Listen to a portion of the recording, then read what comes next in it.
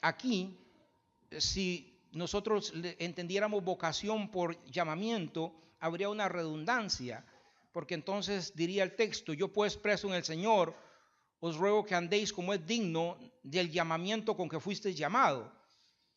Y yo decía, qué raro, esa palabra ahí, vocación, ¿qué será lo que significa realmente? Y estudiando un poquito me di cuenta que esa palabra lo que quiere decir es a la condición, amén, a la condición a la que fuisteis llamados. Nosotros siempre creemos, y está correcto, que fuimos llamados para adorar, para cantar, para evangelizar, para predicar, para interceder, amén, para hacer la obra del Señor, sea cual sea. Pero, mi hermano, su primer llamamiento, amén, a la condición a la que usted y yo fuimos llamados y a la que se refiere aquí el Espíritu Santo, no es a cantar, no es adorar, no es predicar, no es interceder. A lo que se refiere aquí el Espíritu Santo es a la condición a la cual usted fue llamado. ¿Sabe a cuál condición se refiere aquí el Espíritu Santo?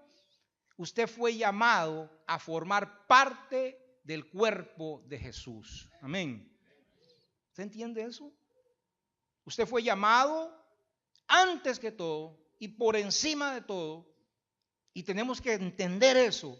Y en esta noche que el Señor nos lo revele.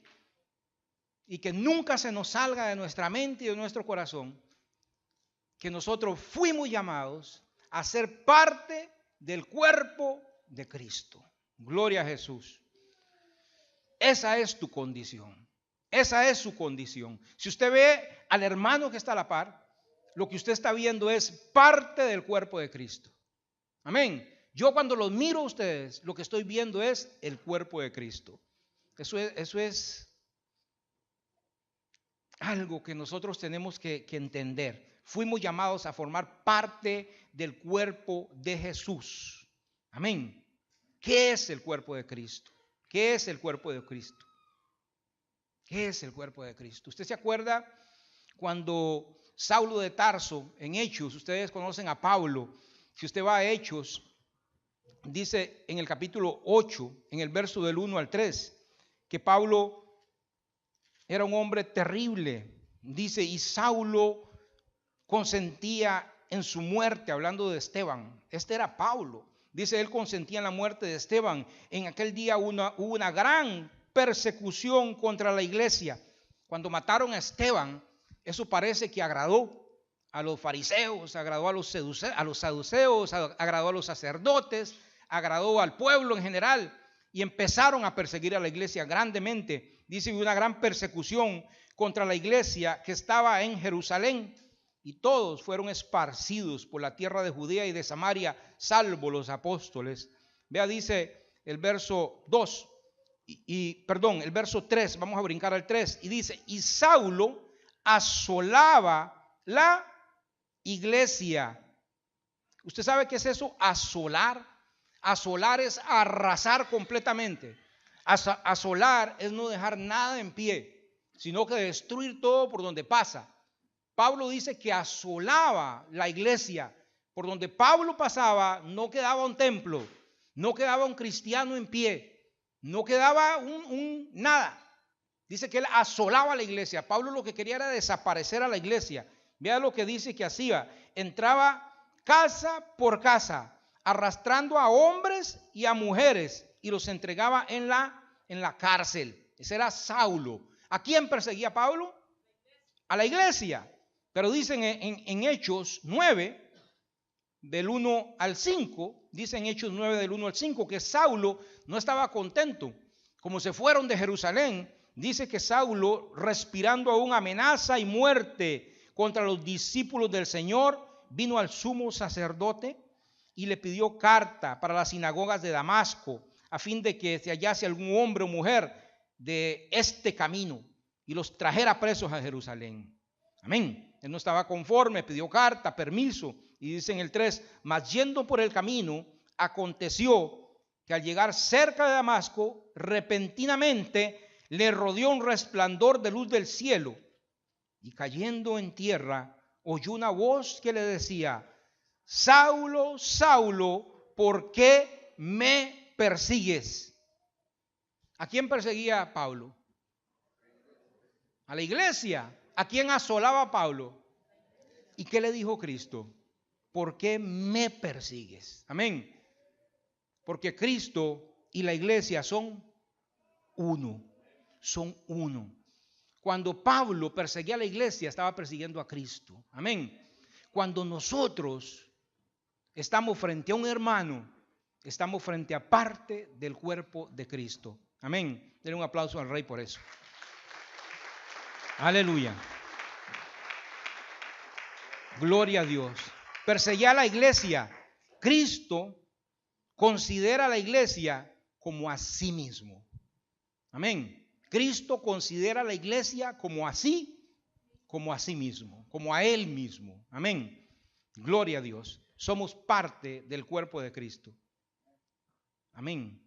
La vocación, el llamamiento al que fuimos llamados es a ser parte del cuerpo de Jesús. Dice en Romanos 12, hermano. Dice en Romanos 12, capítulo 12, versos 4 y 5, dice así: porque de la manera que un cuerpo tenemos muchos miembros, pero no todos los miembros tienen la misma función, así nosotros, siendo muchos, somos un cuerpo en Cristo y todos miembros los unos de los otros. Amén. Tremendo este versículo 5. Dice, así nosotros, siendo muchos, somos ¿cuántos? Un solo cuerpo. Amén, en Cristo Jesús. Y mire 1 Corintios 12, 27. Dice la palabra del Señor ahí: vosotros pues sois el cuerpo de Cristo y miembros cada uno en particular. Dice la palabra de Dios: vosotros que sois el cuerpo de Cristo. Amén, el cuerpo de Cristo. Gloria a Dios. Eso es un misterio.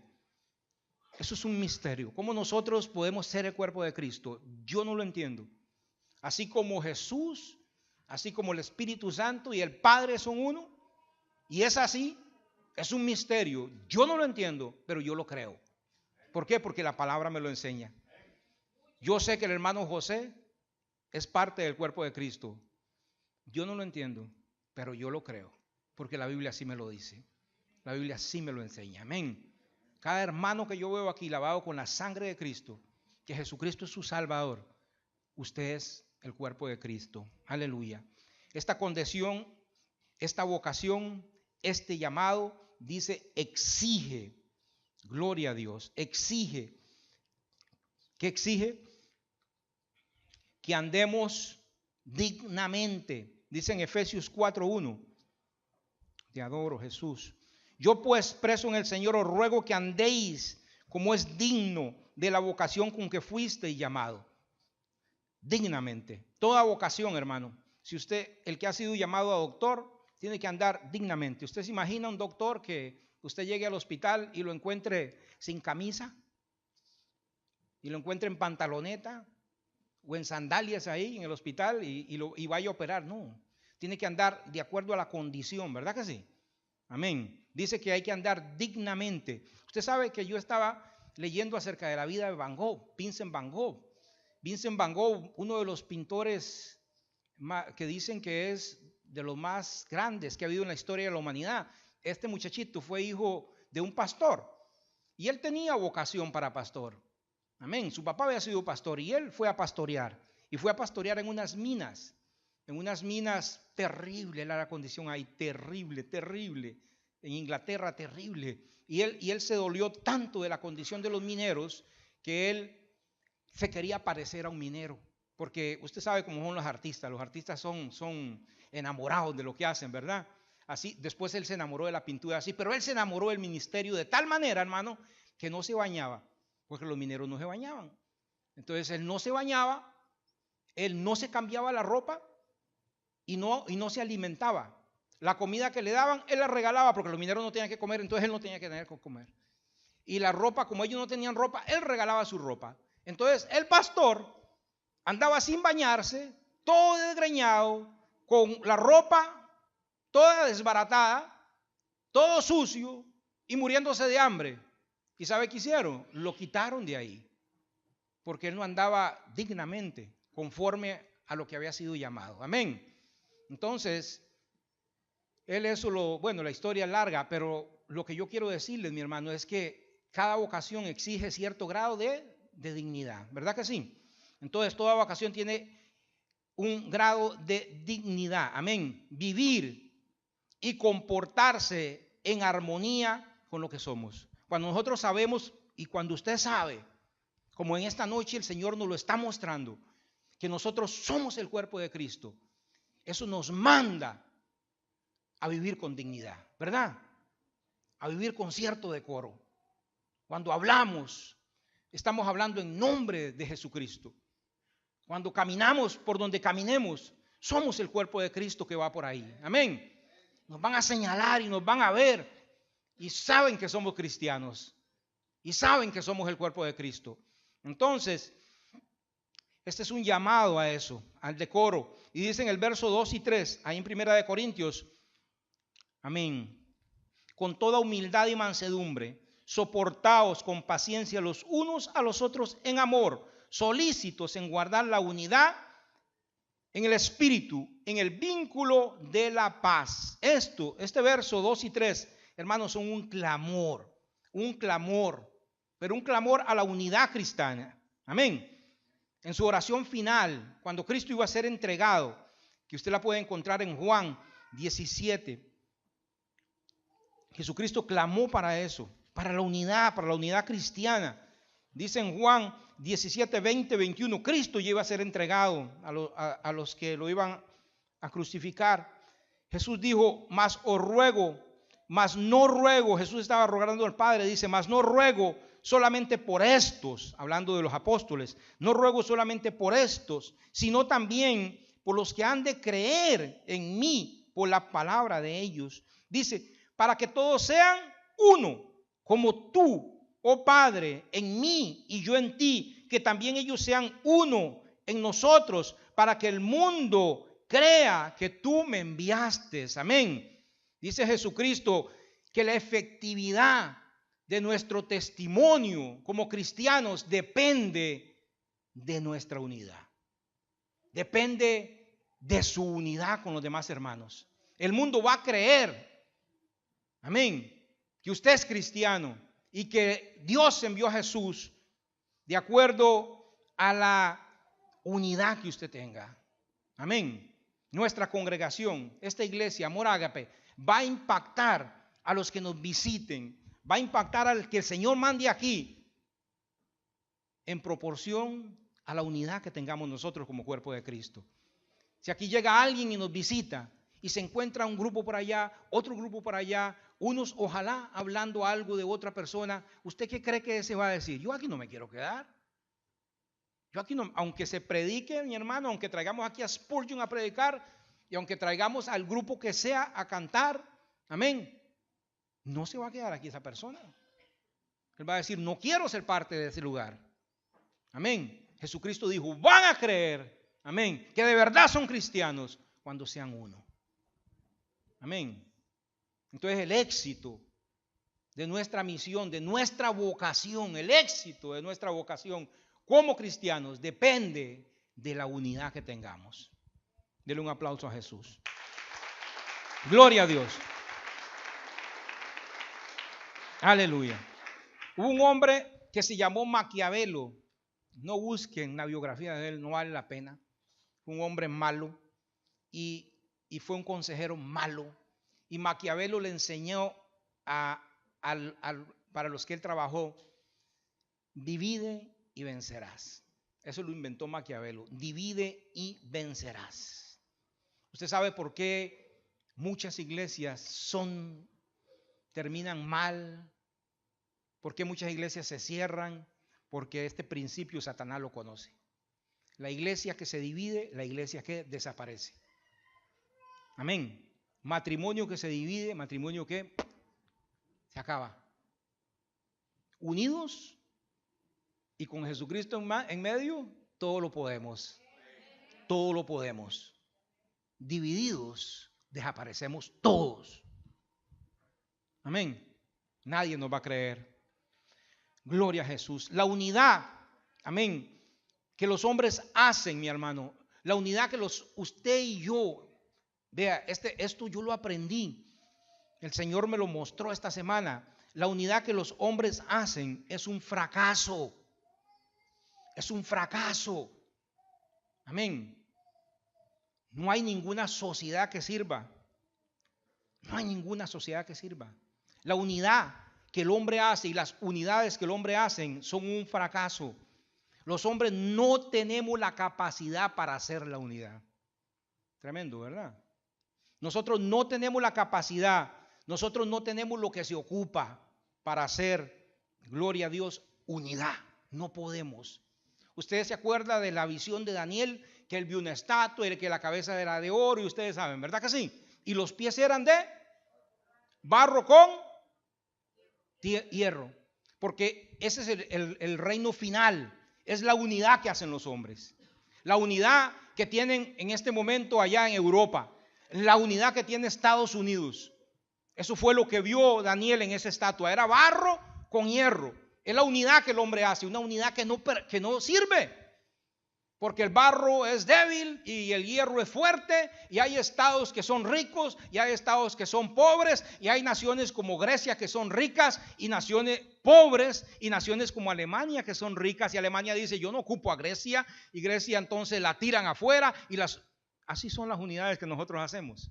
Por eso es que esa estatua va a ser golpeada por una roca que es Jesús, amén, y esa estatua y los gobiernos humanos van a caer. Y entonces de esa roca va a salir un gobierno que es el gobierno de Jesucristo, que ese es eterno por siempre y para siempre. Amén. Porque el único gobierno que sirve es Jesús. El único gobierno que sirve es Dios. Es una teocracia. El comunismo no sirve, la democracia no sirve, los republicanos no sirven, los demócratas no sirven. Ninguna unidad, ningún gobierno que el hombre haga sirve. Siempre el hombre va a terminar buscando sus intereses. Siempre, siempre, por más justo que uno quiera ser, siempre va a ser injusto. Amén. El único que gobierna con equidad, dice la Biblia, es Jesucristo. Amén. El único que gobierna con vara de hierro y justo juicio se llama Jesús. Amén. Gloria a Dios. Entonces, ese es el fracaso del ecumenismo. Usted se oye hablar del ecumenismo. ¿Qué es el ecumenismo? Es el esfuerzo humano por unir las iglesias, el esfuerzo humano por unir los cristianos. Ese es el ecumenismo. Hay una cosa que se llama, gloria a Jesús, el Consejo Mundial de Iglesias. El Consejo Mundial de Iglesias fue formado en 1948, hermanos.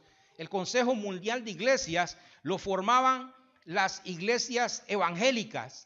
Ahí estaba la iglesia anglicana, que es la de Inglaterra, está la iglesia bautista, está la iglesia luterana, está la iglesia metodista, y los grandes concilios cristianos forman parte del Consejo Mundial de Iglesias. El Consejo Mundial de Iglesias, que se fundó en 1948, después de la Segunda Guerra Mundial, era para unir a las iglesias cristianas. La iglesia católica no quiso formar parte de ellos. No quiso, porque la iglesia católica no está dispuesta a negociar lo que ellos creen. Pero ¿qué ha pasado?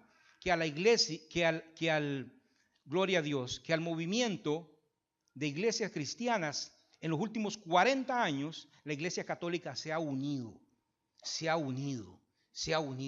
Y ya tienen representantes, y ya tienen voz y voto, y ya forman parte de ellos. Y en los grandes concilios que hay, ahí están los católicos y está la representación católica. Ese es la plataforma de un gobierno, de una religión mundial que va a existir. Y la Biblia lo enseña así. Amén. Lo que pasa es que esa religión mundial, ese ecumenismo mundial que se está haciendo, lo va a gobernar un hombre ungido. Un hombre poderoso al cual Satanás le va a dar todo. Amén. Aleluya. El ecumenismo, mi hermano, es el terreno más fértil para que el enemigo lleve a cabo sus planes. Amén. porque eso es lo que el hombre puede hacer. Entonces, ¿qué podemos hacer nosotros? Mire el texto que leímos. ¿Estaba en dónde? Efesios 4:1. Volvamos al texto original. Amén. Vean el verso 3. Amén. Solícitos. ¿Qué es eso de solícitos? Solícito es estar dispuesto, hermano, a dar los pasos que sean necesarios. Solícitos es estar uno dispuesto a hacer lo que sea necesario. Cuando usted es solícito para hacer algo, usted es una persona que está dispuesta a hacer lo que tenga que hacer, a caminar lo que tenga que caminar, a ir donde tenga que caminar. Dice ahí, solícitos en guardar la unidad ¿de quién? Del Espíritu. Amén. La unidad del Espíritu. La iglesia, amén, es la unidad. Es el cuerpo de Cristo, pero no lo hacen los hombres. ¿Quién lo hizo? El Espíritu Santo es el que lo hace. Un aplauso al Espíritu Santo. Es el Espíritu Santo. Amén. Gloria a Jesús. Es la unidad que hace el Espíritu Santo. Gloria a Jesús. No lo hacen los hombres. Eso a mí me impactó tremendamente. Solícitos en guardar la unidad que hace el Espíritu Santo. Humildad. Dice en el verso 2, humildad, mansedumbre, soportarnos con paciencia los unos a los otros. Gloria a Jesús. ¿Usted sabe qué quiere decir eso? Que para guardar la unidad cristiana, su carácter tiene que ser semejante al de Jesús. ¿Sí? Para poder guardar la unidad cristiana, nuestro carácter tiene que ser como el carácter de Jesús. Tenemos que soportarnos los unos a los otros. Amén. ¿Usted cree que hay que soportarnos? ¿Tenemos roces? Sí. ¿Desavenencias? ¿Diferencias? Alguien me dijo, oye, es que cada cabeza es un mundo. Y en la iglesia también. Aquí también. Cada cabeza es un mundo. Y si cantamos 4 alabanzas, alguien va a creer que cantemos 5. Y si cantamos 6, entonces alguien va a creer que cantemos 3. Y si cantamos una en inglés, alguien va a creer que cantemos 2 en inglés. Y si cantamos una movida y 2 lentas, ¿por qué tantas lentas? Cada cabeza es un mundo. Amén. Todos pensamos diferente, pero tenemos que soportarnos. Amén. Los unos a los otros nos ofendemos.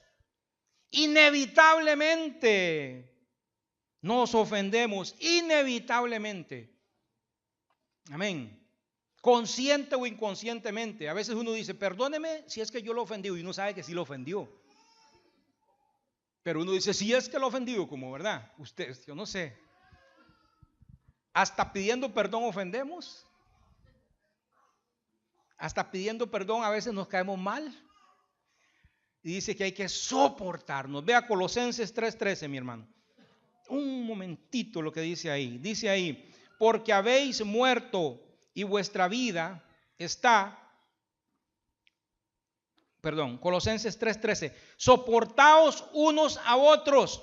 Yo quiero que usted lo busque y que no me crea lo que le estoy diciendo, que lo vea conmigo. Colosenses, porque si ahí no está, entonces yo miento. Y si sí está, está. Colosenses 3:13. Soportaos unos a otros. ¿Usted ve? Y, ¿qué cosa? Perdonaos unos a otros. Si alguno tiene queja contra otro, de la manera de que Cristo os perdonó, así también hacedlo vosotros. Aleluya. El primer paso, mi hermano, para conservar la unidad de la iglesia entre hermanos, entre matrimonios, es el perdón.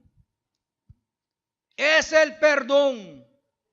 El primer paso para poder conservar la unidad que el Espíritu ha hecho en el cuerpo, que el Espíritu hace en un matrimonio, porque esa unidad que se hace en el altar entre un esposo y una esposa, esa unidad la hace el Espíritu. Amén. Son una sola carne, eso es un misterio, pero es una verdad. Para conservar la unidad que el Espíritu hace, lo primero que se necesita es perdonar. Para poder soportarnos y mantener la unidad, gloria a Dios, hay que perdonar. Perdonarnos los unos a los otros. Mi hermano, para el cristiano, el perdón no es una opción. Nosotros a veces pensamos que es opcional. Amén. A veces pensemos que tenemos el privilegio de perdonar o no perdonar y escogemos. ¿Quién le dio ese derecho? Para el cristiano el perdonar no es una opción. Amén. Si no puedes perdonar, no eres cristiano. Si no puedes perdonar, no eres cristiano. No has nacido de nuevo. Amén. Aunque hablen lenguas, aunque canten el coro, aunque se sepa la Biblia de memoria, aunque predique mucho mejor que yo, si usted no perdona, no es cristiano, no ha nacido de nuevo. Amén. No se parece a Cristo. Amén. No es una opción. Y no hay unidad posible si no aprendemos a soportarnos y no aprendemos a perdonarnos. Amén. Un matrimonio que no se sabe perdonar uno al otro, eso no vale la pena vivir. No vale la pena vivir así. No vale la pena, no sirve vivir así. Es un infierno para usted, para él, para ella, para los hijos y para los vecinos. Y si tienen perros, regálenlo, porque pobre perro también. El matrimonio que no sabe perdonarse uno al otro, no puede estar unido, no puede. Porque si hay roces en la iglesia donde yo no duermo con usted, ni como con usted, ni oye si la cuchara se me pegan los dientes o no. Hay misterios que no conocen la vida de cada uno, pero en el matrimonio, que ustedes viven juntitos todo el tiempo y se conocen, amén. Ahí es donde empieza este asunto, ¿verdad? De la unidad, de conservar la unidad. Y eso solo se puede conservar en el perdón. Amén, en el perdón. Gloria a Jesús. Mire, Lucas 6:37. Lucas 6:37. No es ninguna opción, hermano. Lucas 6:37. Dice la palabra del Señor ahí. Aleluya. Dice, no juzguéis, no seréis juzgados, no condenéis, no seréis condenados. Perdonad y seréis perdonados. Marcos 11:26. Marcos 11:26. Dice ahí la palabra del Señor.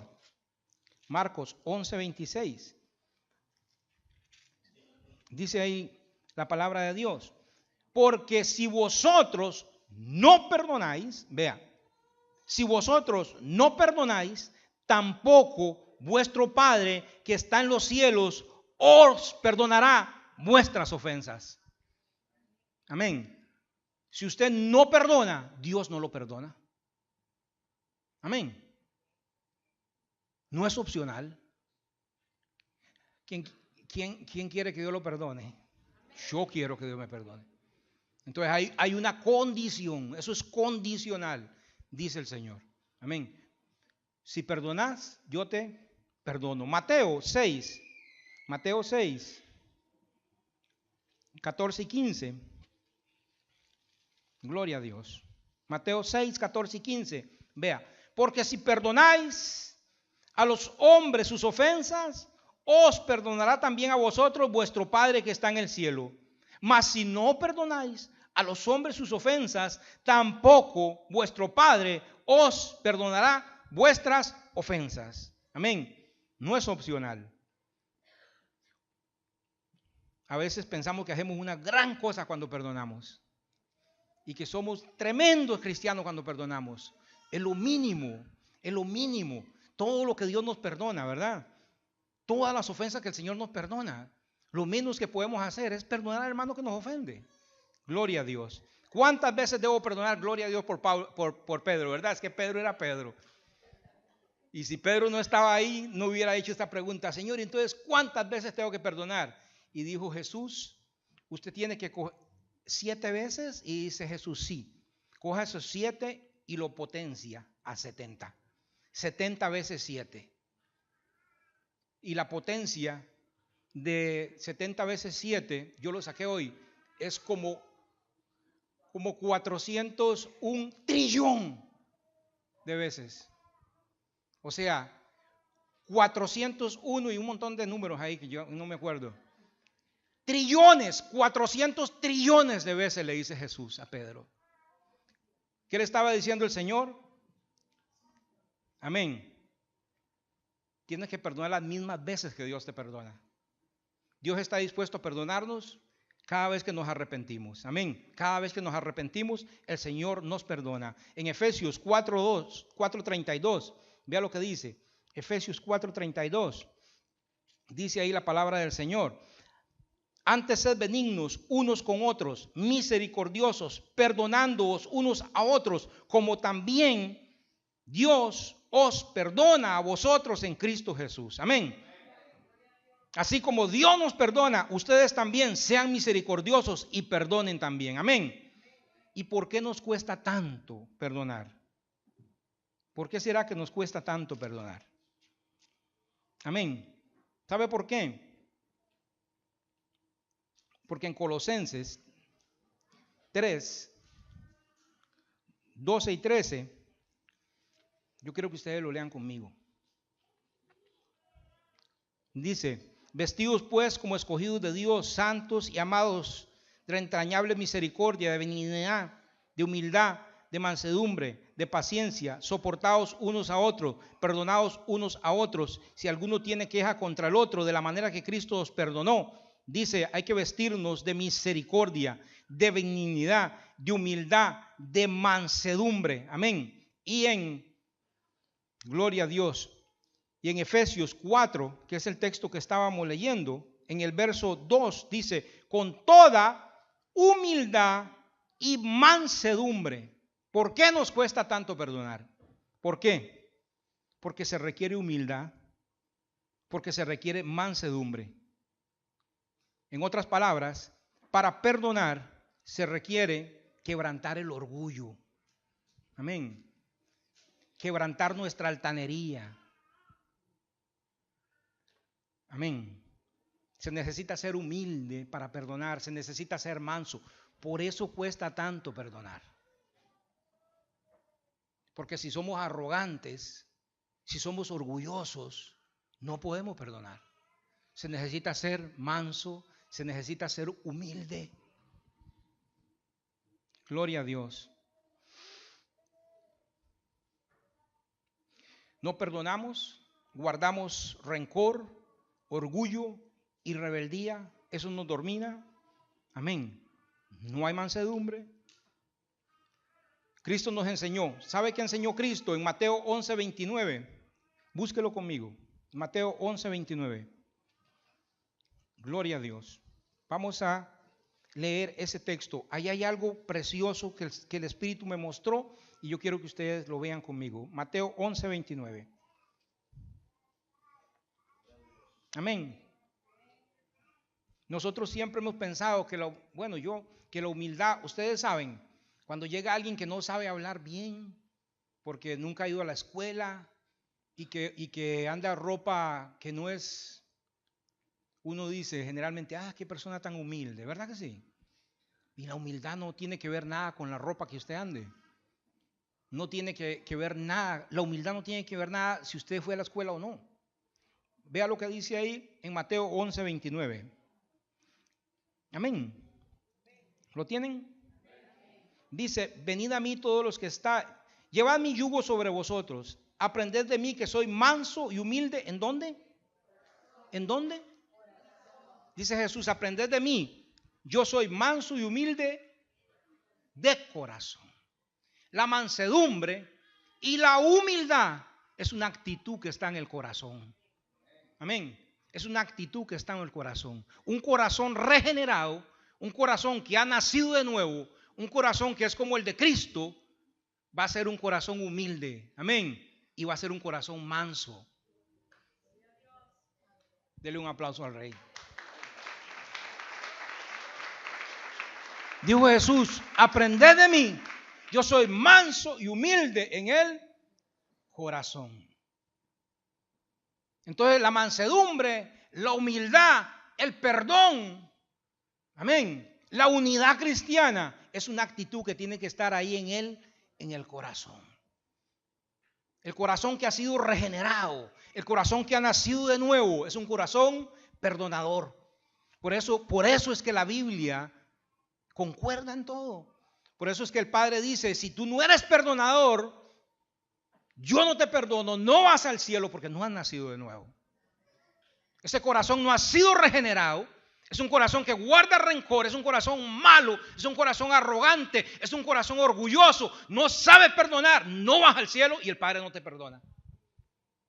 Pero el que ha nacido de nuevo tiene un corazón, hermano, humilde. Un corazón que está abierto para recibir el perdón y para dar perdón. Amén. Un corazón misericordioso. Un corazón de carne, dice la Biblia, no un corazón de piedra. Amén. Hay una adoración, tal vez ahora la cantamos, dice, dame un nuevo corazón, ¿verdad? Un corazón que sea como el tuyo, Señor. Usted sabe, uno de los requisitos, mi hermano, para perdonar es el arrepentimiento, ¿verdad? Si alguien llega y le dice, perdóneme, pero si alguien dice, me arrepiento, viera como me duele en el corazón lo que le hice, no quería, hay arrepentimiento, ¿verdad? Y entonces, cuando un corazón está arrepentido y humillado, Dios no lo desprecia. Cuando alguien llega con arrepentimiento delante de usted, a mi hermano, yo no lo dejo casi ni que termine de hablar. A mí me da una vergüenza. ¿Cómo se le ocurre, hermano? No, ¿entiende? Eso es para Dios, eso no se lo merece un hombre. Perdóneme usted a mí. Amén. Pero Jesús, en la cruz del Calvario, usted sabe que esos hombres lo estaban asesinando, lo estaban matando, lo estaban clavando en la cruz, le estaban poniendo esa corona de espinas, se estaban burlando de él. Ellos no estaban arrepentidos, no le estaban pidiendo perdón, y a pesar de que no había ni arrepentimiento en ellos, Jesús oró y les dijo, Padre, perdónalos, no saben lo que hacen. Amén. Él los perdonó y Él les estaba dando el perdón sin que se lo pidieran y sin que hubiera arrepentimiento en el corazón. Jesús estaba dispuesto a darles el perdón. Ese es Cristo. Amén. Él nos amó cuando no estábamos arrepentidos. Él nos amó cuando no lo amábamos. Él nos amó cuando no lo queríamos. Aún así, Él rogó al Padre y oró por nosotros. Y vino el arrepentimiento y vino el Espíritu Santo. Jesús nos amó sin que estuviéramos arrepentidos. Ese es Jesús. Por eso cuesta tanto. Tenemos que pedirle al Señor un corazón que sea como el de Él. Amén. Un corazón que sea tierno. Cuando perdonamos, mi hermano, nuestra imagen y semejanza se restaura a la de Dios. ¿Usted sabe lo que es eso? El hombre en el jardín de Edén fue criado a la imagen y semejanza de Dios, en el sentido de que el corazón del hombre era un corazón como el de Dios. Cuando pecó, ese corazón se hizo malo, pero cuando usted perdona, cuando su corazón es regenerado y nuevo, y cuando su corazón es suave, usted restaura la imagen y semejanza de Dios en su vida. En otras palabras, cuando usted es una persona perdonadora, se parece a Jesús. Amén. Dios es un Dios perdonador, ¿sabe? Él es lento para la ira, grande en misericordia, es un Dios perdonador. Salmo 86:5. Vamos a leerlo. Gloria a Jesús. Maravilloso es el Señor. Salmo 86:5. Amén. Dice la palabra de Dios, porque tú, Señor, eres bueno y perdonador. ¿Cómo es el Señor? Porque tú, Señor, eres bueno y perdonador, grande en misericordia para con todos los que te invocan. Gloria a Dios, aleluya. Podemos, mi hermano, podemos llegar a tener un corazón así. Amén. Mi hermano, aquí yo tengo 3 reflexiones que a mí me impactaron. El Señor me decía, hermano, ¿cuál es nuestra actitud? Amén. ¿Cuáles son nuestros comentarios, nuestras reacciones? ¿Cómo nosotros hablamos? ¿Cómo actuamos? ¿Fortalece eso la unidad en el cuerpo de Cristo o la debilita? Es que nosotros tenemos que meditar. Si lo que sale de nuestra boca, si lo que actuamos, lo que hacemos, une o divide. ¿Podemos hacer algo para contribuir a la unidad? ¿Puede usted hacer algo? Claro que sí. Podemos hacer una llamada telefónica, sí o no, eso contribuye. Podemos hacer una carta, amén. Podemos arreglar un conflicto, podemos ayudar a los hermanos a arreglar un conflicto. Podemos, amén. Entonces, podemos tomar la decisión de edificar la iglesia. Amén. Gloria a Jesús. Vamos a concluir leyendo Hechos 4:32. Voy a pedirle a los hermanos de la música que pasen para que cantemos esa adoración. Vea lo que dice en Hechos 4:32. No se desconcentre, hermano. Hechos 4:32 dice: y la unidad de los que habían creído eran de un corazón y de un alma, y ninguno decía ser suyo propio nada de lo que poseía, sino que tenían todas las cosas en común. Dice, y la unidad de los que habían creído era de un corazón y de un alma. Gloria a Dios. Hermanos, pongámonos en pie. Vamos a concluir.